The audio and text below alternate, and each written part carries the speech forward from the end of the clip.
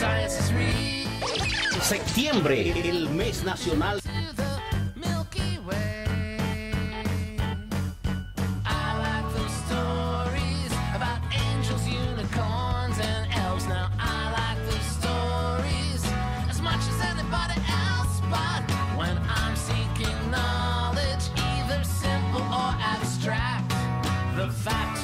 Science, the factor with science. Science is real. Science is real.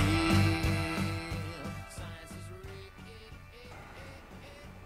Dear listeners of WHCR 90.3 FM, the voice of Harlem, welcome to today's program. This is Angelo Lampoussis, your host from City College of New York. Aaron Slotduvnik is taking care of the sound. And we have a very nice group of honor students in our green room today. And they are Maynard, Scary, James, Stephen, Christopher, William, Isabel, Tiffany, Matthew, Dashiell, Damian, Chris, Joseph, Michael, Brianna, and Laureen. Welcome, everyone, and welcome to all the listeners to today's program. We started a couple of weeks ago. The program is called Innovation Unedited, not edited. So this is live, yes, it is live, and we have our first guest this semester out of state, not only out of town, but out of state, Mr.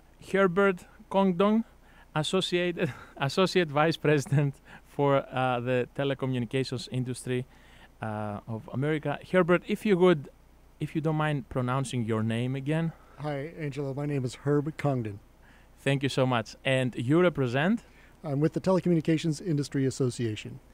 We have to be careful on radio to always repeat things that they don't come out very well. I know we're a very international city, but it's a good opportunity to be able to actually understand through all of the over 200 different accents that they exist in the 5 neighborhoods, to be able to understand each other. I'll try to keep mine down to 5 or less. Okay, then. We have a discussion earlier today about standards. And of course, Herb, on radio, we have the jazz standards. And they're particularly loved here in New York. We have some of the best jazz clubs in the world. Now we're going to talk about standards a little bit, if you could, with your help, as they relate to science and technology. So why don't you give us a little bit from your own background first? How did you become fluent and relevant in standards? Well, fluent, I think, is relatively easy. The relevant one's going to be a little bit tougher to answer. So my background is I graduated with an electrical engineering degree from the Georgia Institute of Technology. I then went into the United States Navy in the nuclear submarine program. When I came out of that, I was looking for a good opportunity, a good job. And with my background in electrical engineering and with the extensive use of fiber optic technology that was coming of age at the time, I took a job with a fiber optic manufacturer. And as part of that opportunity, I was almost immediately confronted with standards, because we ran into situations where you had to color the different fibers so that you could identify each of those fibers. And there was a color code for each of those, and each color had its own hues and tones and everything else that you had to comply with.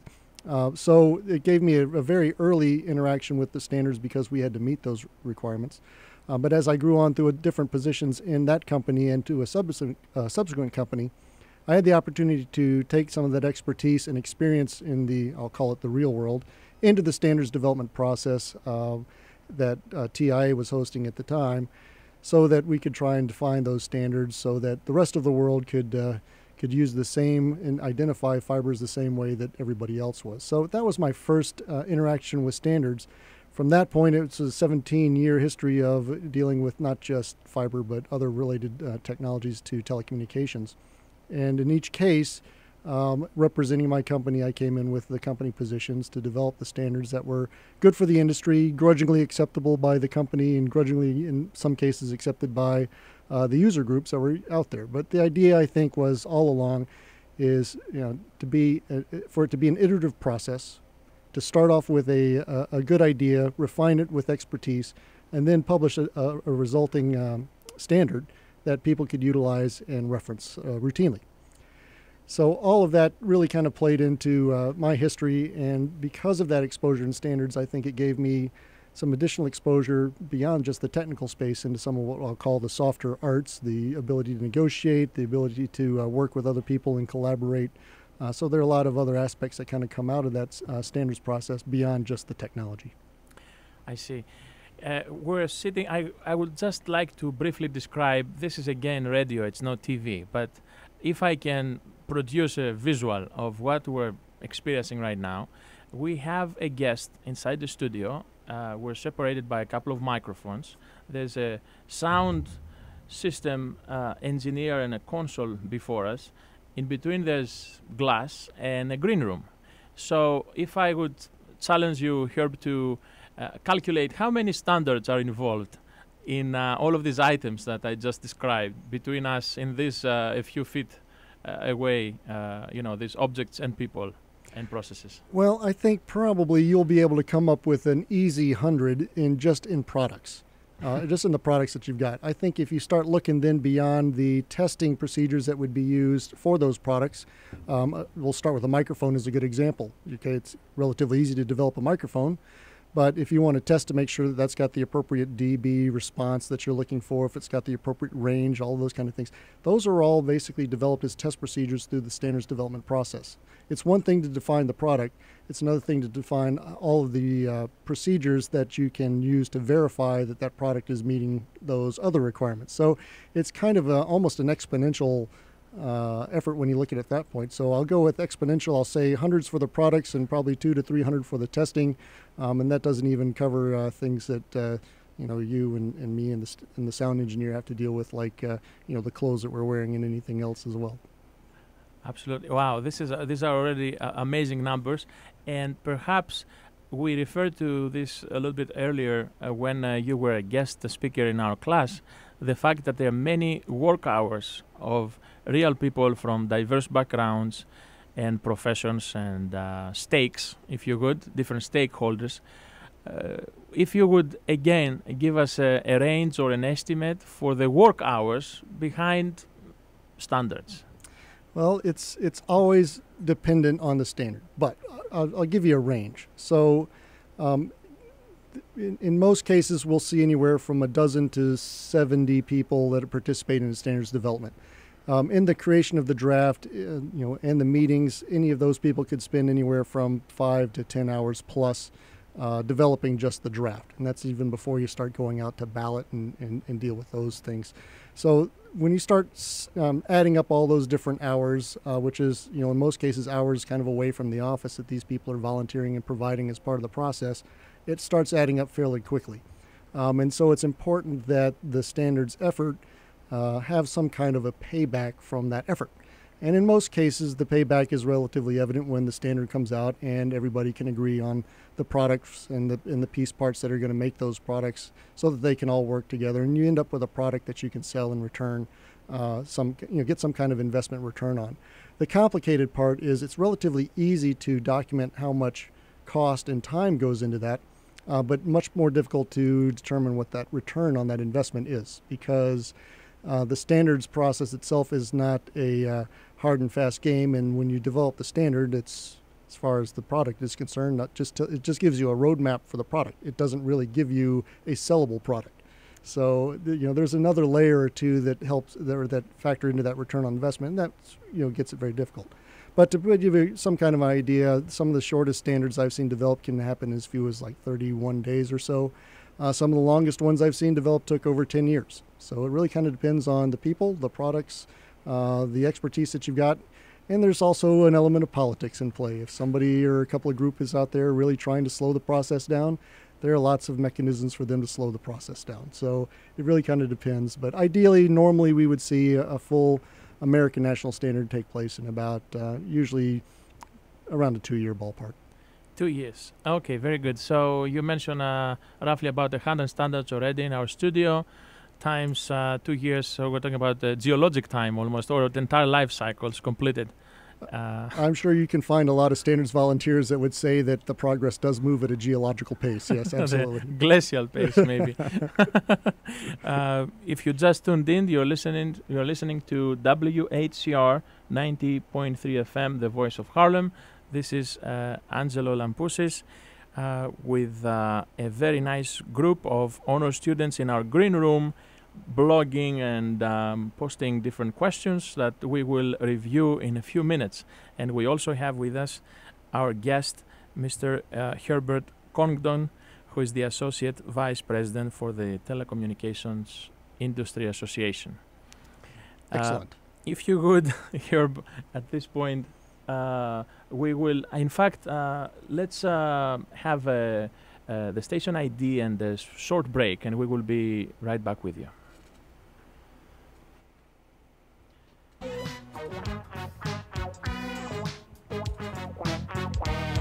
I'm a quiet man, I do more with my hands. I made the airplane, car, motorcycle, the refrigerator, air conditioner too. I made the calculator, computer too. Cause math is not that everybody can do. I made the internet to talk with my buddies go to. Gonna get some work done, yo. I'm an engineer, respect my mind. Yo, I'm an engineer, respect my mind. I made the DC from AC when Bronson's BC. I'm an engineer, respect my mind. I made the refrigerator to make your eyes freeze better. I'm an engineer. Mic check, mic check. Keep it locked on WHCR 90.3 FM. Okay. New York.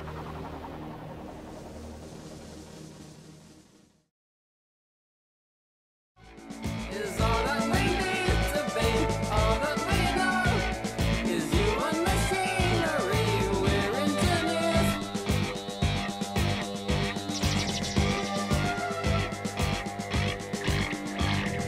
We are your heartbeat, we are your life, we are your love line. We keep you alive, and now we're engineers. Welcome back to WHCR 90.3 FM, the voice of Harlem, and the program Innovation Unedited. This is Angelo Lampousis, your host, with our guest for today, Mr. Herbert Congdon, the Associate Vice President of the Telecommunications Industry Association. And he helped us understand a little bit the concept of standards. There are many, many applications. And we have received the first questions posted on our website by City College honor students, and we have with us in the studio Mehnaz, who will help us review them a little bit. So Mehnaz, if you could give us the first one. All right. This is question 1 by Chris Fiore. What was it like being in the Navy? Has that helped you with your current career? Great question. So yes, the short answer is yes. Anything you do, and keep in mind in the Navy, you've got pumps. You've got, in my case, nuclear reactors on board submarines. You've got diesel generators on submarines. You've got weapons systems. You've got sonar. There's so many different systems out there that are incorporated into a small area. Every single one of them has, in some cases, specifications related to the products because they're limited use with respect to weapon systems. But for diesel generators, diesel fuel, storage of diesel fuels, what to happen in the event of a diesel spill, there are all kinds of standards related around that. Now, in most cases, they weren't pitched as, hey, here's the standard for this. You were kind of given the, here's what you're going to do, like it or not. But in reality, most all of that stuff was based on standards. And so migrating from a fairly structured product set and product definition like that into the standards role absolutely was a relatively smooth transition. I hope you don't share more information than you should about all of this nuclear equipment on the air. I think I'm safe on what I've divulged so far, but that's about as far as I'm willing to go. Very good. Mehnaz? All right. Here's the second question from me. What are the differences between the standards industry for an up-and-comer today compared to when you first became involved with standards? Another good question. So I think probably the big thing is in the participation. I think 20 years ago when I started, it was almost routine for companies to have dedicated staff that was their responsibility, was standards. They would work with the marketing teams, they would work with the product engineers, they would work with the product development folks, and they would take all of that information and take it into a standards development process where they could basically pave the way for positions, for numbers, for the development of the standards in a way that was, as I often say, grudgingly acceptable to them. because you never want somebody really happy out of a standard, because that means somebody's probably gotten a bad deal. So you always try to get something that's grudgingly acceptable to everybody. Today, I think more often what we see is most of those, I'll call them professional standards people, for lack of a better phrase, are retiring out. They have kind of aged out, and there's really not a supply chain of people coming in behind them. Standards is not something that often people look to as something that they want to do. And often we see most of these people doing this as a sideline. So they have their regular job as a product engineer, but they also spend some time developing the standards and working with the standards, because that affects what they do in their job. And ultimately, if they're going to make some good decisions on how they do their job, they want the standards to reflect those same decisions. That way, they don't have to redo what they've already basically done. So I think really the big change is between having career standard staff and then migrating to what I'll call part-time standard staff as people that are the experts. Thank you. Maynadz, maybe the next question? All right. Here's the third question from Stephen Erickson. Did you find working with standards to be helpful in the field of electrical engineering, or did the standards pose more of a hassle when you were trying to complete your task? Oh boy, okay. So I think ultimately, as a end consumer of people that buy products, standards are absolutely essential. However, as you're going through that process, you can make a fairly good argument that it can be more of a hassle. It is another hoop or two that you have to jump through. You make decisions based on your company, and then you go into the standards body, and guess what? Some other number gets settled upon there. And that can be a little bit frustrating if you don't understand the intent of the process. But I think ultimately, at the end of the day, it is viewed as very favorable because it does help the companies, it does help the consumers, it does help the products. And because of that, there's a lot of benefit. But there's no question that if you ask some of the rank and file folks that have gone through the process, they will say that standards process, boy, it took a long time to make something happen, and when it did, we didn't like the results. All right. Next question from Isabel Jenkins. I've heard that there's going to be a standards workshop at the Macaulay Building in November. What will be covered in that workshop? This workshop is, I will have to answer this question. I'll let you take this one. Thank you, Herb. I appreciate it. It is a workshop sponsored by the National Institute for Standards and Technology, and it is hosted by both the Macaulay Honors College and the American National Standards Institute. Last year in October 2012, we had 5 honor students representing City College in Washington. It was the same event. The instructor of this course has copyrighted this training, and over one day you go through a simulation which is fictional, but at the same time it is very real in that participants, up to 25 students, assume a role, and they play that role all the way throughout the day. So they can be a non-profit, they can be a government agency, they can be someone from representing the market, a market share, different percentages of market sharing. So it is a wonderful opportunity for some of our students to get exposed into the actual thing in one day. It is a simulation, and then they can decide for themselves if they ever want to get involved in this process. And if I can add, I think, some of the value of that, I think, is that it helps underscore the fact that standards are often not just the development of a number. It's often a political process that requires give and take. It requires consensus building. It requires position development. It requires the ability to adequately debate and to talk to people and to get to understand the actual issues. In a lot of cases, there's not a specific right or wrong answer. But ultimately, a number needs to be picked.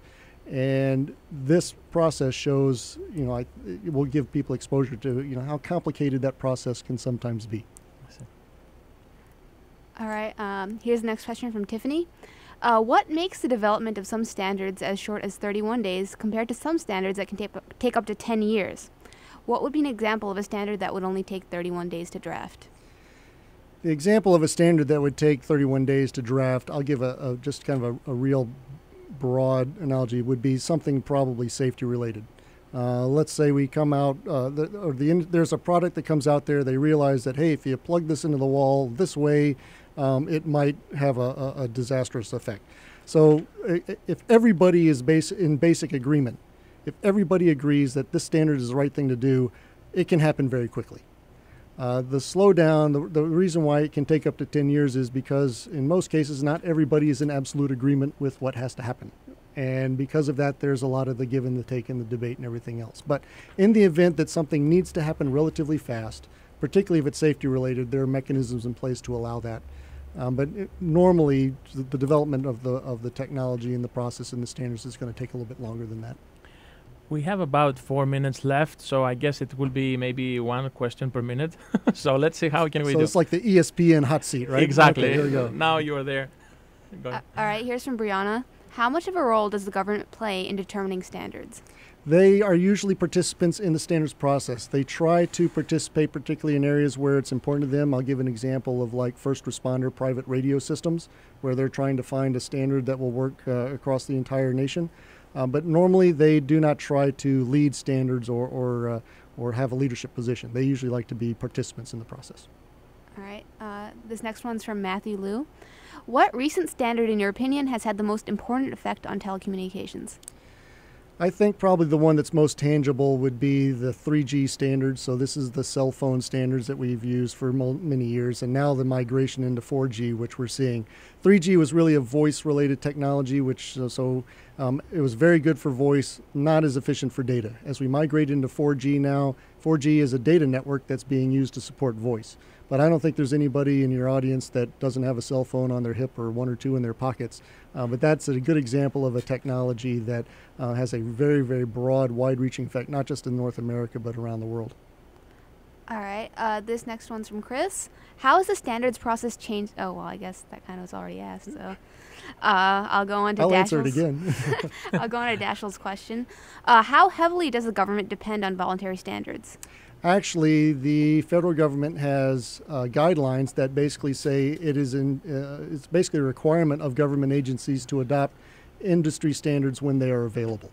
So from that perspective, it gives us a lot of flexibility to respond to issues that come up from a government perspective, knowing that in the event that we finish something, that the federal government will have to take advantage of those. But that's one way that they actually, support what we're doing. We know that if we come up with a document, they're going to reference it if it's available. If it's not available, then they're free to come up with their own.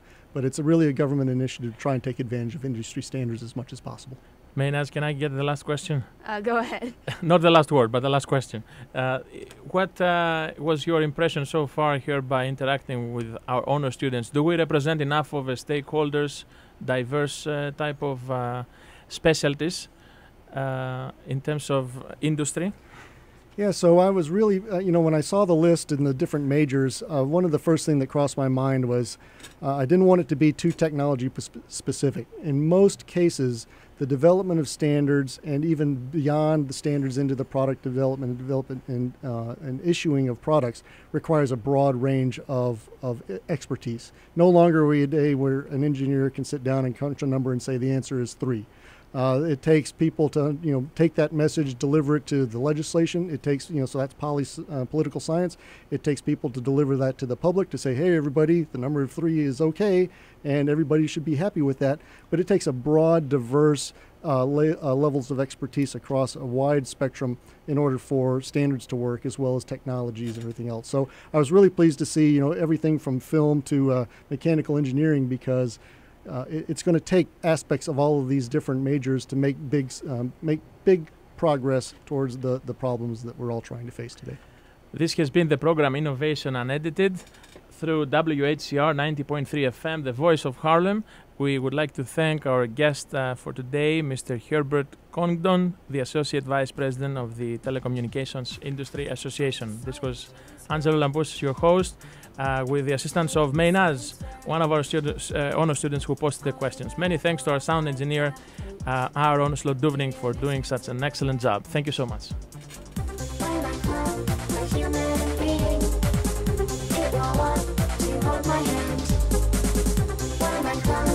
Human